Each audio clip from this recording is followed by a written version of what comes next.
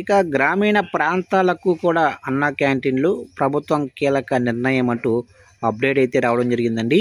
అయితే ఇందుకు సంబంధించిన పూర్తి వివరాలు అయితే మన వీడియోలో తెలుసుకుందామండి. వీడియో మాత్రం పూర్తి వరకు చూడండి ఫ్రెండ్స్, అప్పుడే మనకి పూర్తి సమాచారం అయితే తెలుస్తుంది. ఇక లేట్ చేయకుండా టాపిక్లోకి వెళ్ళిపోదాము. ఇక కూలీలు, కార్మికులు, పేదలెవరూ ఆకలితో ఉండకూడదన్న లక్ష్యంతో రాష్ట్ర ప్రభుత్వం అన్నా క్యాంటీన్ల సేవలను మరింత విస్తరిస్తుంది. ఇప్పటికే పట్టణ ప్రాంతాల్లో విజయవంతంగా నడుస్తున్న ఈ పథకాన్ని ఇప్పుడు గ్రామీణ ప్రాంతాలకు చేరవేస్తుంది. ఇందులో భాగంగా రాష్ట్ర వ్యాప్తంగా కొత్తగా 62 గ్రామీణ అన్న క్యాంటీన్లను ప్రభుత్వం ఏర్పాటు చేసింది. ఈ రెండో విడత క్యాంటీన్లను ముఖ్యమంత్రి నారా చంద్రబాబు ఈ నెల 15వ తేదీన పల్నాడు జిల్లా పెదకూరపాడు నియోజకవర్గంలోని ధరణికోటలో అధికారికంగా ప్రారంభించబోతున్నారు.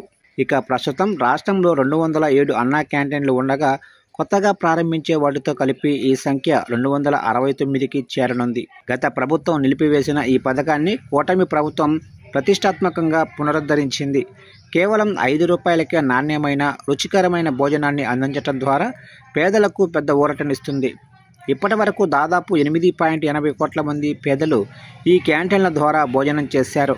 ప్రతిరోజు సుమారు 2.10 లక్షల మంది ఈ సేవలను వినియోగించుకుంటుండగా దీనికోసం ప్రభుత్వం భారీగా సబ్సిడీని వెచ్చిస్తుంది. ఇక ప్రభుత్వ గణాంకాల ప్రకారం ప్రస్తుతం ఉన్న 207 క్యాంటీన్ల సబ్సిడీ కోసం ప్రభుత్వం ఇప్పటి వరకు 243 కోట్లు ఖర్చు చేసింది.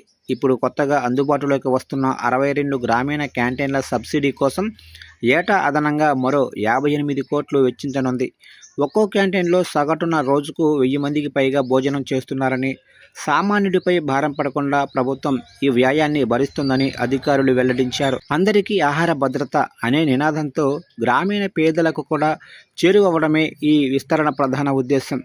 బుధవారం మధ్యాహ్నం 1 గంటకు ఆయన ధరణికోట చేరుకుంటారు. ఇక 1 గంట 30 నిమిషాలకు కొత్త అన్న క్యాంటీన్లు ప్రారంభించిన అనంతరం అక్కడ లబ్ధిదారులతో కలిసి భోజనం చేయనున్నారు. పట్టణాలకు వివిధ పనుల నిమిత్తం వచ్చే గ్రామీణులు, స్థానిక కూలీలకు ఈ కొత్త క్యాంటీన్లు ఎంతగానో ఉపయోగపడతాయని ప్రభుత్వం ఆశిస్తుంది. ఈ పర్యటన కోసం పల్నాడు జిల్లా యంత్రాంగం ఇప్పటికే అన్ని ఏర్పాట్లు పూర్తి చేసింది.